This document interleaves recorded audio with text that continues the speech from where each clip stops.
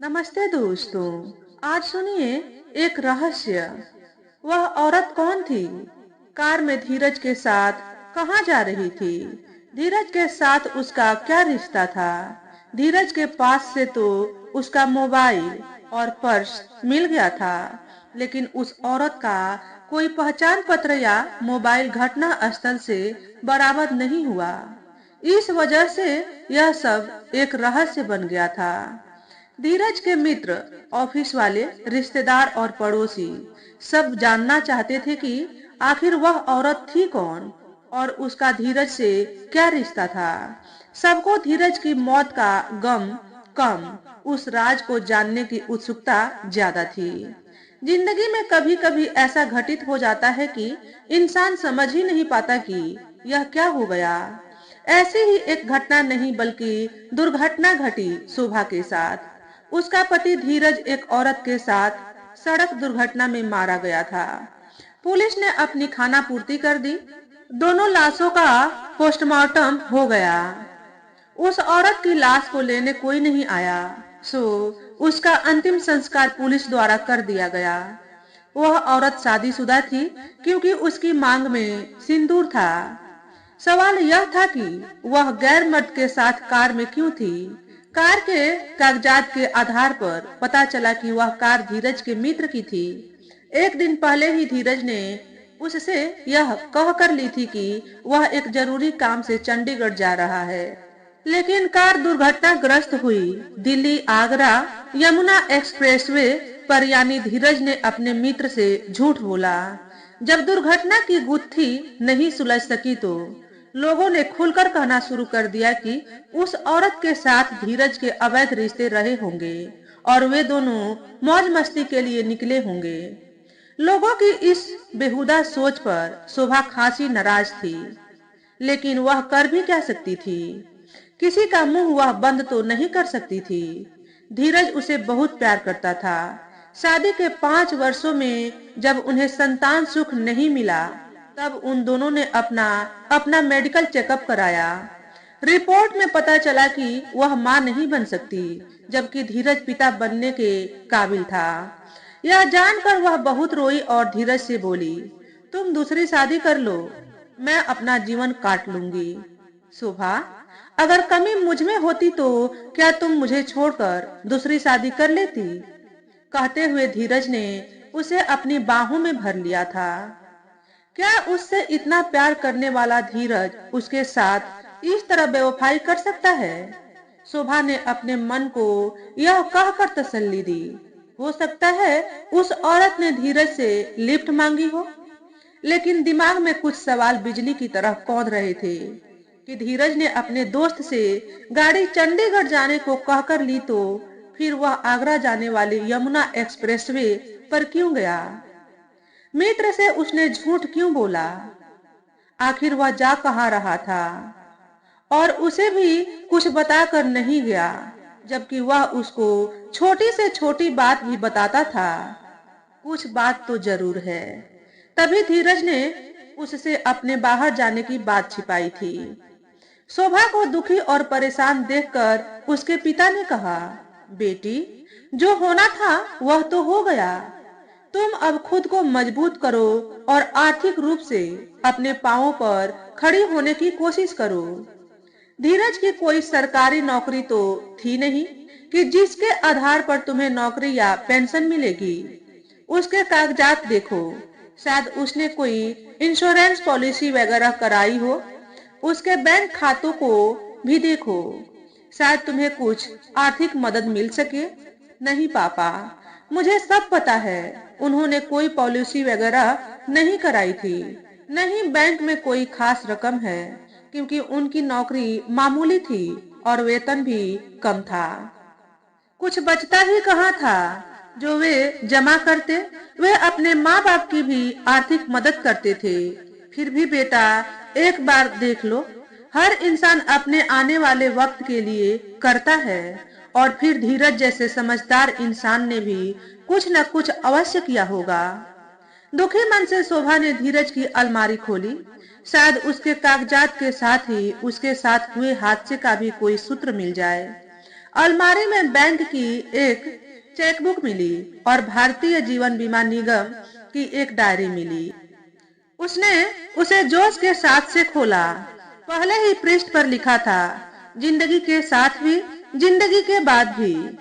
कुछ पृष्ठों पर ऑफिस से संबंधित कार्यों का लेखा जोखा था।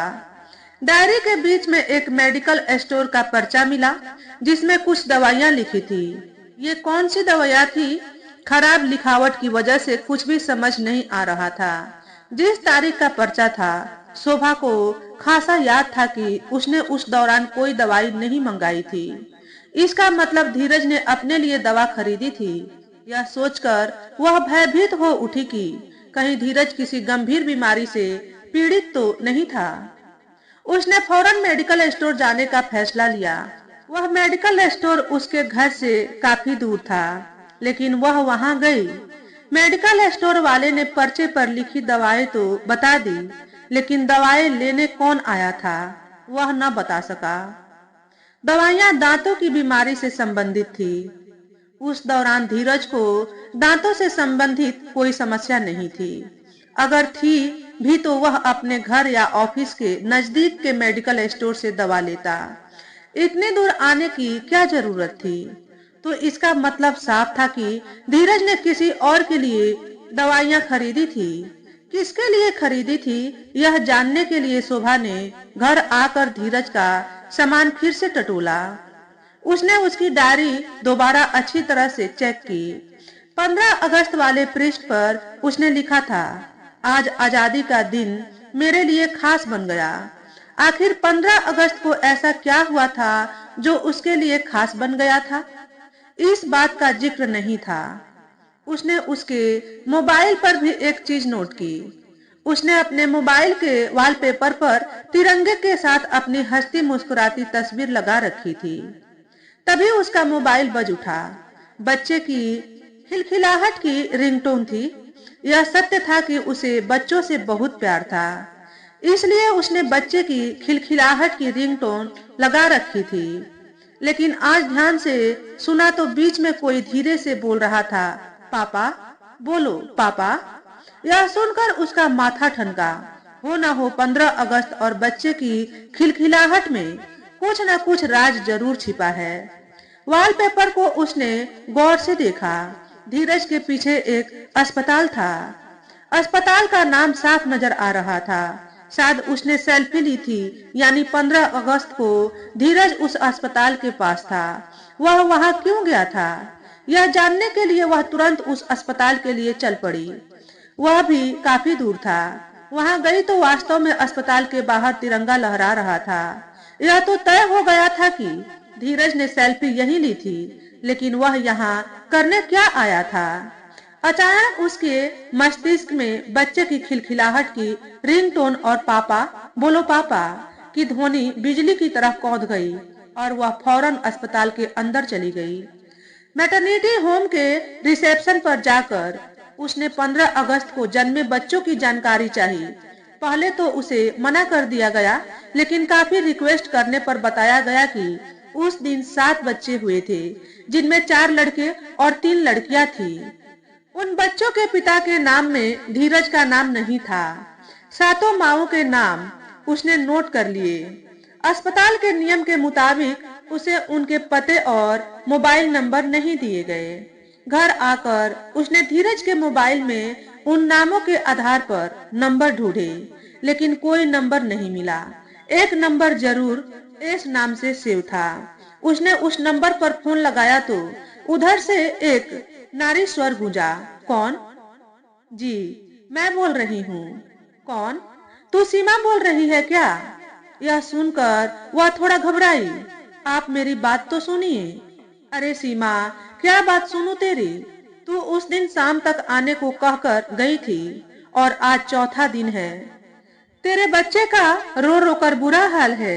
जल्दबाजी में तू अपना मोबाइल और पर्स भी यहीं भूल गई। तेरे फोन भी आ रहे हैं। समझ नहीं आ रहा कि क्या कहूँ कि तू है कहाँ? जी, वह बात यह है कि तू इतना घबरा कर क्यों बोल रही है? कोई परेशानी है तो मुझे बता। क्या पति से झगड़ा हो गया है? जी, मैं सीमा नहीं, उसकी बहन शोभा बोल रही हूँ। शोभा, लेकिन सीमा ने कभी आपका जिक्र ही नहीं किया। आप बोल कहाँ से रही हैं? उसने हैरानी से पूछा। मैं आपको फोन पर कुछ नहीं बता पाऊंगी। आपसे मिलकर सब कुछ विस्तार से बता दूंगी। शीघ्र ही मैं आपसे मिलना चाहती हूँ। प्लीज आप अपना पता बता दीजिए। निवेदन करते हुए उसने कहा। ठीक है, मैं अभी आपको अपना पता एसएमएस करती हूँ। चंद मिनटों में ही उसका पता मोबाइल स्क्रीन पर आ गया और शोभा शीघ्र ही वहां के लिए रवाना हो गई। जैसे ही शोभा ने दरवाजे की घंटी बजाई, एक अधेड़ उम्र की महिला ने दरवाजा खोला। आप शोभा जी है ना? कहते हुए वे उसे बहुत सम्मान के साथ अंदर ले गई। पानी का गिलास पकड़ाते हुए बोली, सीमा ने कभी आपका जिक्र तक नहीं किया था। वह मेरे यहाँ किराए पर अपने पति के साथ रहती थी। अभी 15 अगस्त को उसके बेटा भी हुआ है। उसके ससुराल और मायके से कोई नहीं आया था। सारा काम मैंने और उसके पति ने ही संभाला था। वह मुझे माँ समान मानती है। अभी 4 दिनों पहले ही सुबह 6 बजे अपने बेटे को मेरे पास छोड़कर जाते हुए बोली थी, आंटी, एक बहुत जरूरी काम से हम दोनों जा रहे हैं। शाम तक वापस आ जाएंगे। प्लीज तब तक आप आर्यन को संभाल लेना। अपने पर्स से धीरज का फोटो निकालकर उन्हें दिखाते हुए शोभा बोली, आंटी, क्या यही सीमा के पति हैं? हाँ, यही इसके पति हैं। लेकिन आप क्यों पूछ रही हैं? आपको तो सब कुछ पता होना चाहिए, क्योंकि आप तो सीमा की बहन हैं। उन्होंने शंका जाहिर की। आंटी, बात दरअसल यह है कि सीमा ने परिवार की मर्जी के खिलाफ प्रेम विवाह किया था, इसलिए हमारा उससे संपर्क नहीं था। लेकिन अभी 4 दिनों पहले ही सीमा और उसके पति की एक कार एक्सीडेंट में मौत हो गई है। आखिरी समय में उसने पुलिस को हमारा पता और आपका मोबाइल नंबर बताया था। उसी के आधार पर मैं यहाँ आई हूँ। कहते हुए उसने अखबार की कटिंग, जिसमें दुर्घटना के समाचार के साथ साथ सीमा और धीरज की तस्वीर थी, दिखा दी और फिर सुबक पड़ी। वे बुजुर्ग महिला भी रो पड़ी और सिसकते हुए बोली, अब आर्यन तो अनाथ हो गया। नहीं आंटी, आर्यन क्यों अनाथ हो गया? उसकी मौसी तो जिंदा है। मैं पालूंगी उसे। आखिर मौसी भी तो माँ ही होती है। हाँ सुभा, तुम ठीक कह रही हो। अब तुम ही संभालो नन्हे आर्यन को। कहते हुए वे अंदर से एक 7-8 माह के बच्चे को ले आई, जो हूबहू धीरज की फोटोकॉपी था। शोभा ने बच्चे को अपनी छाती से ऐसे चिपका लिया जैसे कोई उसे छीन न ले। वह जल्दी से जल्दी वहां से निकलना चाह रही थी। आंटी ने कहा, आप सीमा का कमरा खोलकर देख लो। बच्चे का जरूरी सामान तो अभी ले जाओ, बाकी सामान जब जी चाहे ले जाना। उसके बाद ही मैं कमरा किसी और को किराए पर दूंगी। उसने सीमा का कमरा खोला। कमरे में खास सामान नहीं था, बस जरूरी सामान था। बच्चे का सामान और सीमा का पर्स व मोबाइल लेकर वह आंटी को फिर आने को कहकर घर चल पड़ी। सारे रास्ते सोचती रही कि धीरज ने उसके साथ कितना बड़ा धोखा किया। दूसरी शादी रचा ली और बच्चा तक पैदा कर लिया। जब खुद उसने दूसरी शादी के लिए कहा था, तब कितनी वफादारी दिखा रहा था। ऐसे दोहरे व्यक्तित्व वाले इंसान के प्रति उसका मन घृणा से भर गया। घर आकर उसने सबसे पहले सीमा का पर्स चेक किया।